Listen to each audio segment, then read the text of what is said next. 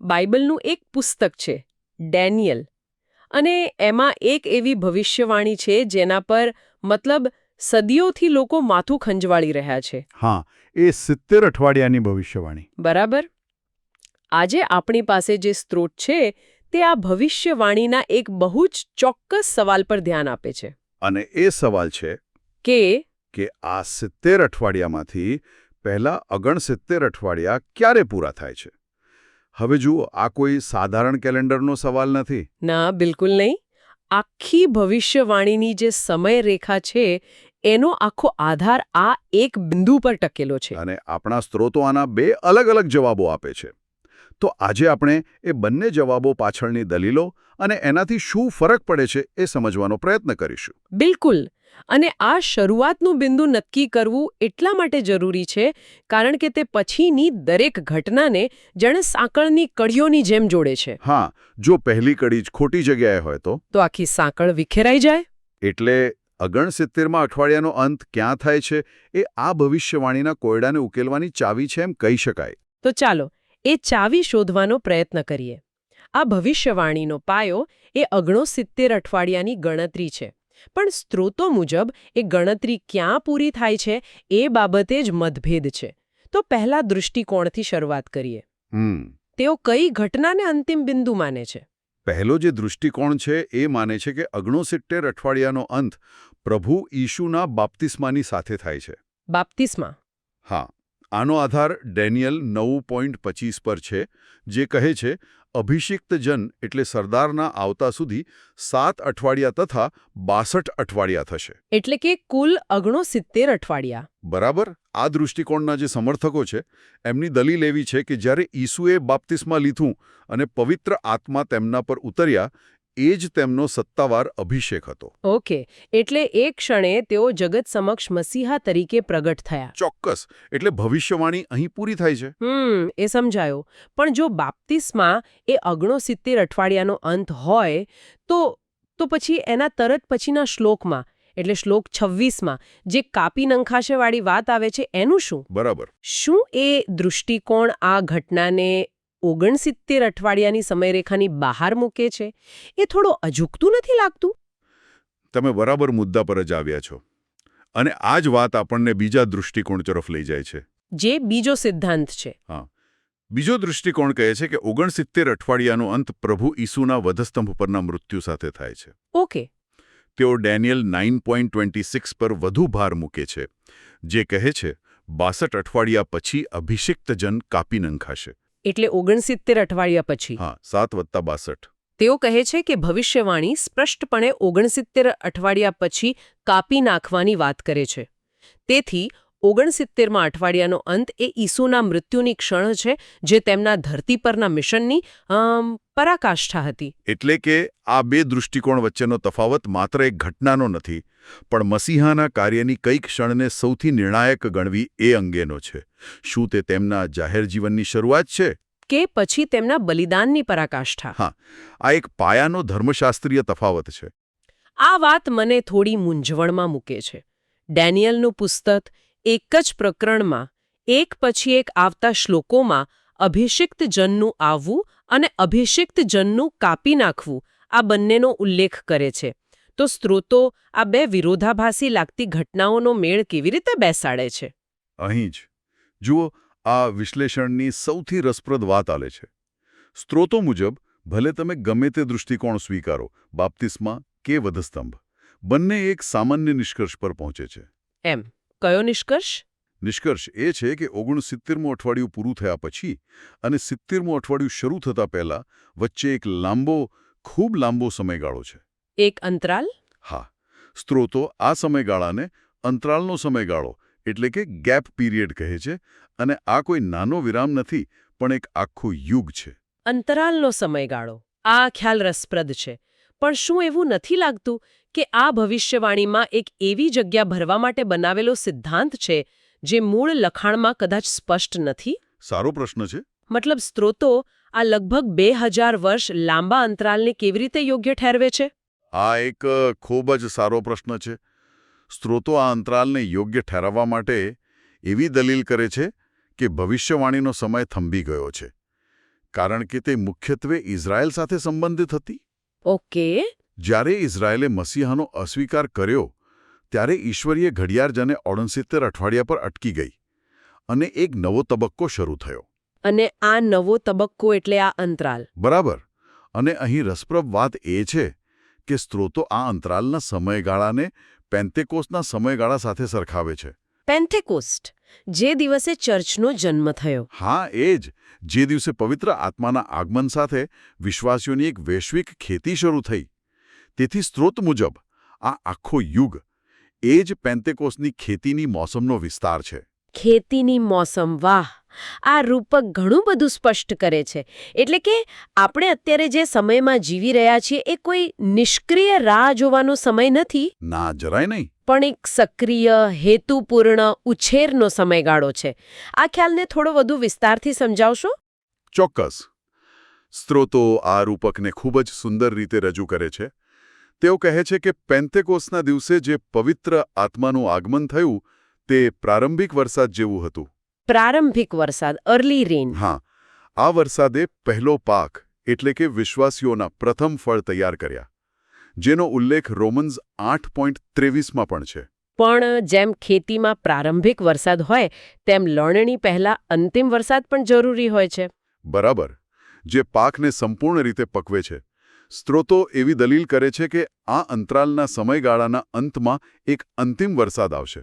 Letter રેન. હા, letter રેન. અને એ વરસાદ મનુષ્યોમાં ઉદ્ધાર પામેલા અંતિમ પ્રથમ ફળો ઉત્પન્ન કરશે. આનો સંદર્ભ આપણને પ્રકટીકરણ 14.4માં મળે છે, જ્યાં ઈશ્વરના સિંહાસન સમક્ષ ઊભેલા લોકોનો ઉલ્લેખ છે. વાહ! એટલે કે આખો ચર્ચનો યુગ, આ 2000 વર્ષ, એ એક મોટી ખેતીની મોસમ છે. બિલકુલ. જે પ્રારંભિક વરસાદથી શરૂ થઈ અને હવે અંતિમ વરસાદ અને અંતિમ લણણીની રાહ જોઈ રહી છે. આ દૃષ્ટિકોણ તો વર્તમાન સમયને એક અલગ જ અર્થ આપે છે. ખરું. તો હવે મુખ્ય પ્રશ્ન એ છે કે આ ખેતીની મોસમનો અંત ક્યારે અને કેવી રીતે આવે છે? મતલબ, લણણી વખતે શું થાય છે? સ્ત્રોતો મુજબ જ્યારે આ લણણી પૂરી થાય છે, એટલે કે જ્યારે પ્રથમ ફળોની જે નિર્ધારિત સંખ્યા છે એ પૂરી થઈ જાય છે, ત્યારે આ ખેતીની મોસમનો અંત આવે છે. અને પછી? અને આ અંત સીધો જ એક બીજી મહત્વપૂર્ણ ઘટના તરફ દોરી જાય છે. સ્ત્રોતો તેને એક મહત્વપૂર્ણ યહૂદી તહેવાર રણશિંગડાના પર્વ સાથે જોડે છે. Feast of trumpets? હા, આ તહેવાર પરંપરાગત રીતે નવી શરૂઆત અને ઈશ્વરીય ઘોષણાઓનું પ્રતીક છે. અને સ્ત્રોતો દલીલ કરે છે કે આ તહેવારની ભવિષ્યવાણીરૂપ પૂર્તિ એ ક્યાં થાય છે? એ પ્રકટીકરણના પુસ્તકમાં વર્ણવેલ છઠ્ઠા રણશિંગડાના અવાજ સાથે થાય છે. એક મિનિટ, આ થોડું જટિલ છે. તમે કહી રહ્યા છો કે એક ખેતીની મોસમની લણણી પૂરી થાય છે? હા. અને એ ઘટના પ્રકટીકરણમાં વર્ણવેલ એક કોસ્મિક રણશિંગડું વગાડવાનું કારણ બને છે. બરાબર. પ્રકટીકરણ 9.12થી 14 મુજબ જ્યારે છઠ્ઠો દેવદૂત રણશિંગડું વગાડે છે ત્યારે મોટી ઘટનાઓ શરૂ થાય છે. સ્ત્રોતોનું અર્થઘટન એ છે કે આ છઠ્ઠા રણશિંગડાનો અવાજ જ ડેનિયલના અંતિમ એક અઠવાડિયાની શરૂઆતની સત્તાવાર ઘોષણા છે. ઓકે, તો ઘટનાઓનો ક્રમ આ રીતે છે. હા, ક્રમ આ રીતે છે. લણણી પૂરી થાય છે, જે છઠ્ઠું રણશિંગડું વગાડાવે છે, અને રણશિંગડું અંતિમ 7 વર્ષનો સમયગાળો શરૂ કરે છે. આ તો કારણ અને અસરનો એક અકલ્પનીય સંબંધ છે. શું સ્ત્રોતો આ અંતિમ લણણી, આ અંતિમ પ્રથમ ફળોની સંખ્યા વિશે કોઈ ચોક્કસ માહિતી આપે છે? હા, આપે છે. અને અહીં તે પ્રકટીકરણના પુસ્તક સાથે વધુ એક જોડાણ કરે છે. કયું જોડાણ? સ્ત્રોતો આ અંતિમ લણણીને પ્રકટીકરણ 7.3 અને 4માં વર્ણવેલ ઘટના સાથે જોડે છે. ત્યાં લખ્યું છે કે પૃથ્વી પર વિનાશ શરૂ થાય તે પહેલા આપણા દેવના દાસોના કપાળ પર મહોર મારવામાં આવે છે. હા, એ મેં વાંચ્યું છે. અને પછી તે સંખ્યાનો ઉલ્લેખ કરે છે. ઇઝરાયેલના સર્વ કુળોમાંથી મહોર પામેલાઓની સંખ્યા 1,44,000 હતી. 1,44,000? હા. સ્ત્રોતો મુજબ આ 1,44,000 લોકો પર મહોર મારવાની ક્રિયા જ એ જ અંતિમ લણણી છે. વાહ! એટલે તમે કહી રહ્યા છો કે એક ધાર્મિક મહોર મારવાની ક્રિયા 1,44,000 લોકોની પસંદગી એ જ એક ઘટના છે જે દુનિયાના અંતિમ 7 વર્ષોની શરૂઆત કરે છે? બરાબર, એ જ. આ બધું ખૂબ જ ઊંડાણપૂર્વક જોડાયેલું છે. સાંભળનાર માટે આખી સમયરેખા સ્પષ્ટ થાય એ માટે ચાલો આખી પ્રક્રિયાને શરૂઆતથી અંત સુધી એકસાથે ગોઠવીએ. આ ડોમિનોઝ કેવી રીતે ગોઠવાયેલા છે? ચોક્કસ. ચાલો આખી સમયરેખાને ટુકડે ટુકડે સમજીએ. પહેલું, 86 અઠવાડિયાનો અંત થાય છે. પછી ભલે તે બાપ્તિસ્મા હોય કે વત્સસ્તંભ. એટલે કે આપણો પ્રારંભિક બિંદુ. બરાબર. બીજું, તરત જ ઈશ્વરીય ઘડિયાળ અટકી જાય છે અને અંતરાળનો સમયગાળો શરૂ થાય છે. આપણી ખેતીની મોસમ. હા, એ જ. એટલે કે આપણે અત્યારે જેમાં છીએ તે યુગ. ઓકે. બિલકુલ. ત્રીજું, આ લાંબો સમયગાળો પ્રથમ ફળોની અંતિમ લણણી સાથે સમાપ્ત થાય છે, જેમાં સ્ત્રોતો મુજબ 1,44,000 લોકો પર મહોર મારવામાં આવે છે. અને આ લણણી એ ટ્રિગર છે, બરાબર? હા, એ જ ટ્રિગર છે. ચોથું, આ લણણી થતાં જ છઠ્ઠું રણશિંગડું વાગે છે, જે ડેનિયલના અંતિમ એક અઠવાડિયાની શરૂઆતની સત્તાવાર જાહેરાત છે. એટલે અંતરાલનો અંત અને અંતિમ અઠવાડિયાની શરૂઆત. બરાબર. અને આ અંતિમ અઠવાડિયામાં શું થાય છે? એ જ મારો મુંદીનો પ્રશ્ન હતો. પાંચમું, સ્ત્રોતો એ પણ ઉલ્લેખ કરે છે કે આ જ સમય એટલે કે અંતિમ અઠવાડિયાની શરૂઆતમાં શ્વાપદનું શાસન પણ શરૂ થાય છે. ઓહ.